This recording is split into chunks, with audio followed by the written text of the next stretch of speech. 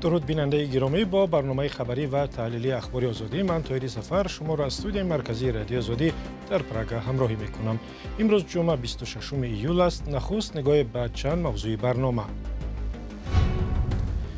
شکار مهاجران و یا جبهه نوی جنگ، پلیس سنت پتربورگ برای تفتیش مهاجران ماشین‌های زیر پوش را سفربر کرد و از بازداشت 300 مهاجر خبر داد.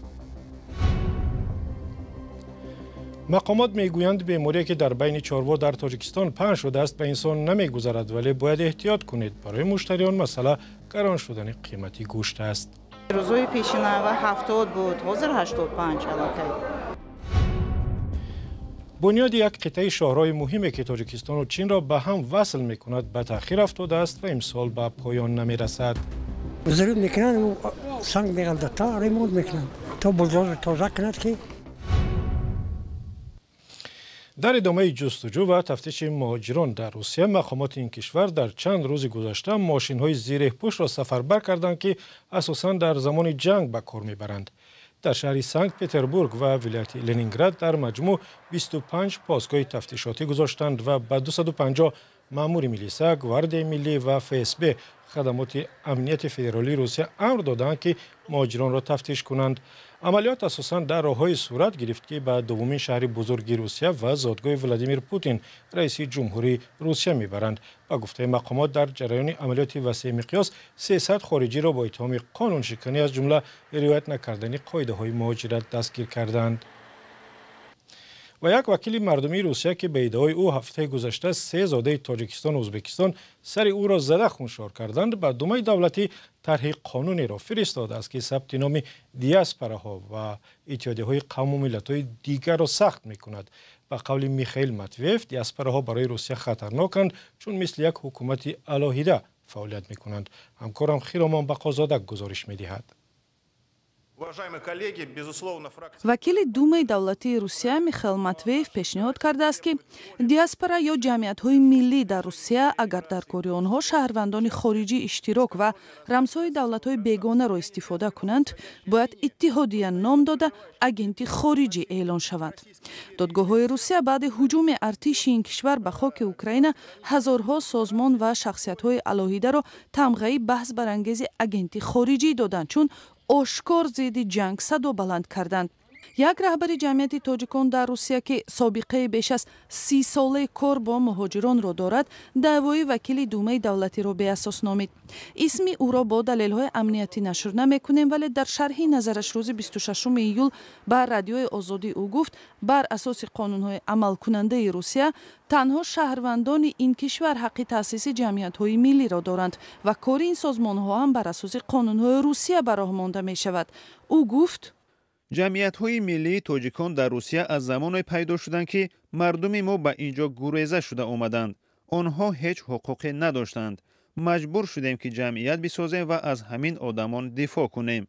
اینها را میلیساها میزدند، به خانه‌هایشان می‌درآمدند، پول‌هایشان را می‌گرفتند.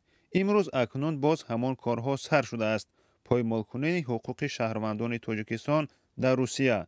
در دیگر دولت‌ها برعکس به اینها کار می‌دهند. میخوانند، خوابگاه میدهند، حجت‌هایشان را درست میکنند. بعد حمله به تالار کنسرتی کنار مسکو 22 مارت و در قتل 144 نفر گمانبر شدن اساساً شهروندان تاجیکستان، مقامات در روسیه همه‌جانبه فشار و سرکوب مهاجران را شدیدتر کردند. اکثر تشبس‌های نو برای محدود کردن شرایط بود و باش کارگران خارجی در روسیه با معیارهای حقوق انسان در اختلاف است. در اوج بحران سرکوب‌های مهاجران ماه‌های اپریل و می امسال، وزارت‌های کارهای خارجی و مهاجرت تاجیکستان از شهروندان دعوت کردند که موقتاً به روسیه نروند. و در تاجیکستان وزارت معارف اعتراف کرد که هنوز هم ده‌ها مکتب و مؤسسه‌های تعلیمی به قدر کافی آموزگار ندارند و بچه‌ها گاه به جای درس در بیرون می‌گردند. به قول وزیر معارف، تاجیکستان محتاج بیشتر از 2500 آموزگار است که بعد به فرزندان مردم درس زبان، ادبیات، ریاضی و فیزیک و فن‌های دیگر بیاموزند. علیشیر ظریفی و امیر سیف در نشست خبری وزارت معارف بودند و گزارش آنها را همراه می‌بینیم.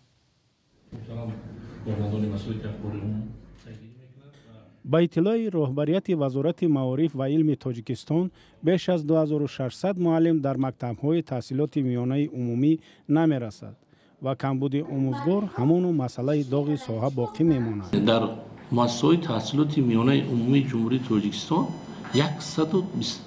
قریب 128,000 آموزگار فعالیت میکنند. از همین شماره تقریبا 70% از زنان تشکیل میکنند. اینجا پوشیده‌اش نیست و بسیارش کادرهای جوان هستند. من همینجا خدمتتون خلاصه کردم. میشود حالتایی که مثلا برای نگاهبین کودک میرود، هست ففت است، هست نفری که 30 سال نفقه میرود. وزارت معارف و علم با هدف برطرف نمودن این مشکل امسال بیشتر از 2000 دانشجوی کورس‌های بالایی را برای کار در مکتب‌ها جلب کردند. برخی آموزگاران معاش کم و نبود شرایط مساعد را سبب اصلی خودداری از کار آموزگاری می‌نامند. چنین مشکل را آگاهان نیز تصدیق می‌کنند. وضع اجتماعی معلم را تا به نکنه این مشکل حل نمی‌شود. شرمنده هم هستیم در 30 سال استقلالیت نتوانستیم که مکتب‌های همگانی را با معلم تامین کنیم. معاش میانه یک آموزگار در تاجیکستان از 1200 تا 1500 سومانی می باشد. در وزارت معارف گفتند آموزگاران از امتیازهای برخوردارند. خرج‌های دوامدار برای پیشبرد زندگی بعد تو این در سوی روان یا قید کردن ضرب است که جای زمین از جانبی ناخومت اجرای حکومت دولتی با آموزگارانی که نیاز به در نزدیک همدیگه دارن داده می شود و طبق معلوماتی که امروز داریم در سوی روان زیاده از 140 نفر داخل زمین نزدیک همدیگه تامین گردند. چند از آموزگاران که نخواستند آشکارا از وجود مشکل کارشون صحبت کنند در صحبت‌های بدون ثبت تاکید نمودند که از هیچ گونه امتیاز برخوردار نشدند. برخی دیگر برای جلب آموزگاران به مکتب امتیازهای نامبر کرده وزارت معارف را ناکافی می‌حسابند. خب مثلا اون که زمین جدا میکنه بسیارش در کاغذ است. خیلی معلمان جوان شکایت میکنند که البته در بعضی جا زمین هم نیست. نارسایی معلم در حال است که امسال بیش از 13000 نفر در مکاتب عالی کشور رویه آموزگاری را ختم میکنند. در تاجیکستان در چند روز گذشته قیمت گوشت بالا رفته است و مقامات میگویند سببیان خروج بیماری نیست که در بین چاروای کلان به خصوص گاوها پنهان شده است. به قول مقامات اگرچه سیرت بیماری التهاب پوست به چاروا میتواند یک سبب بالا رفتن قیمت گوشت باشد، از طرف دیگر افزودن تقاضا به گوشت در میان مردم قصاب‌ها و مغازه‌ها را مجبور کرده است گوشت را گرانتر بفروشند. علیشیر ظریفی گزارش می‌دهد. وزارت کشاورزی تاجیکستان از پیدا شدن بیماری میان چاروا خبر داد که در بعضی منطقه‌های کشور مشاهده شده است. این بیماری التهاب پوست بوده به چاروای کلان خروج کرده است. در وزارت کشاورزی گفتند معلومات درباره این بیماری را از آژانس امنیت عضوقواری دسترس نمودند. یگانه خود بیماری که اهالی کشور را به تشویش آورده است این التهاب پوست درماتیت پوستی چارو می باشد که بیماری ویروس است، لیکن علاقه نسبت این کوربه رفته شده است. در وزارت کشاورزی گفتند برای پیشگیری این بیماری در سراسر کشور امگذرانی به نقشه گرفته شده است. خطر فقط اگر در سال سازمان هم چارو زیاد میرسند خلاص و اهالی این کسان در این صورت نمی‌یابد از جمله زانوشون رسید. از چارو فقط که اگر از چارو با چارو اگر کنترکوی اگر که رسون اگر سیراد یافته باشند در چاروی دیگر می‌گذرند. بوری اول است. بله. یک متخصص در آژانس امنیت عضوقواری توصیه داد که چاروای گرفتار بیماری التهاب پوست را شش و جگرش را استعمال نمودن ممکن است، ولی گوشت و شیر آن را بعد سخت پختن خوردن ممکن است. در وزارت کشاورزی دقیق پاسخ ندادند که این بیماری چگونه پیدا شده است و تا حال چند حالت را ثبت کردند. پیدا شدن بیماری التهاب پوست میان چاروا را گوشت فروشان شنیدند. آنها نخواستند در این باره صحبت کنند. برخی ساکنان نگرانی کردند که در این چند هفته اخیر نرخ گوشت گران شده است و بعضی سر و صداهایی هست که سبب همین بیماری است. روزهای پیشین اول 70 بود، حاضر 85 علاقه. وزارت کشاورزی گفت افزایش نرخ گوشت به این بیماری ربط ندارد، بلکه طلبات به استعمال گوشت بیشتر شده است. خروج بیماری‌های گوناگون میان چاروا در گذشتن ثبت شده بود و ساکنان هم از تلف چاروای خود از تاثیر هر گونه بیماری‌ها نگرانی داشتند.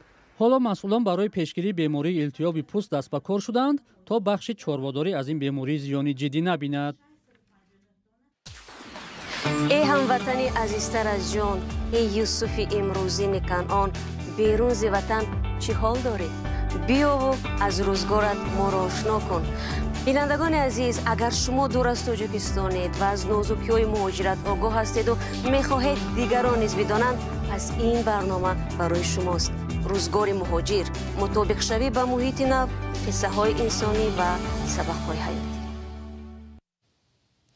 مقامات وزارت نقلیات میگویند ساختمان یک قطعه راهی ناهموار ولی مهمه که تاجیکستان و چین را به هم می‌پیوندد اندکی دیرتر به پایان میرسد.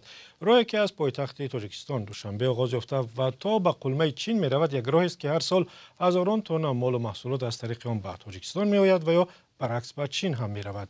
اما قطعه‌های از این راه فرسوده و ناهموارند و سبب فلاکت‌های زیاد هم شدند. برات یوسفی در این باره بیشتر می‌داند. азим иброҳим вазири нақлиёти тоҷикистон аз таъхир дар бунёди шоҳроҳи душанбе кулма қитъаи қалъаи хум ванҷ хабар дод. ӯ 24 июл дар нишасти хабарӣ дар душанбе гуфт сохтмони ин қитъаи роҳ то моҳҳои аввали соли оянда давом хоҳад кард, дар ҳоле ки пешбинӣ шуда буд ки охири имсол кори роҳсозӣ ба поён расад. Две тоннели там будут построены, один 1,8 километров, другой 3,4 километра, общий 5,2. С учетом этого там, ну и выправление определенных там. онҷо ду нақб сохта мешавад, яке 1,8 километр ва дигараш 3,4 километр. дар маҷмӯъ 5,2 километр мешавад. 5,2 километр нақб ба таври кофӣ тӯлонӣ аст. онҷо ҳамчунин 5 галерея бунёд мешавад. 15 пул 150 иншооти сунъӣ, албатта ин вақти бештарро мегирад.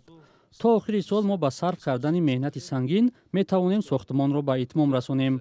аммо ба хотири сифати кор коҳиш наёбад, шояд чанд моҳи дигари соли оянда давом меёбад, вале кор бо суръат идома дорад. мо талош дорем сифати корро ҳам таъмин намоем. дарозии ин бахши роҳ байни ванҷ ва қалъаи хум 109 километр буда, бо созии он дар моҳи июни соли 2022 сар шуда буд. ин бахш аз қисматҳои душворгузари роҳ ба шумор меравад. барои босозии он ҳукумати чин зиёда аз $200 миллион грант ҷудо кардааст. ронандагон ва мусофирон мегӯянд таъмири роҳ барояшон душвориҳо овардааст, аммо умед ба беҳбудии он доранд. ضرور میکنن و سنگ میگلده تا ریمونت میکنن تا بلدوزر تازه کند که نمان میکنن را تازه میکنن با چه میکنن ایلا میکنن. با کارهای اساسی تعمیر و نوسازی این قطعه شرکت China Road and Bridge Corporation چین مشغول است. این راه برای تاجیکستان شاهراه استراتژیکی دارای اهمیت بین‌المللی به شمار می‌رود، ولی با وجود این قسمت‌های زیاد آن ناهموار و خطرناک است. سالانه در این راه چندین رانندگان و مسافران جان می‌دهند. یک سبب چنین صدمه‌ها نیز خرابی راه است. از نقطه نظر اقتصادی این راه اهمیت زیاد دارد، زیرا مال‌های اساسی از چین به تاجیکستان از همین راه وارد می‌شوند. امروز در مراسم با تنطنه افتتاح بازی‌های تابستانه المپی بیش از 7,500 ورزشکار از کشورهای گوناگون در 85 کشتی از مرکز پایتخت فرانسه می‌گذرند. پیش بینی می‌شود که هنگام حرکت کشتی‌ها در اودیسه 300,000 نفر به پیشوازی هیئت‌های المپی می‌آیند. در بازی‌های 33 تابستان المپی که از 26 ایول تا 11 آگوست ادامه می‌یابد، تاجیکستان را 14 ورزشکار نمایندگی می‌کنند.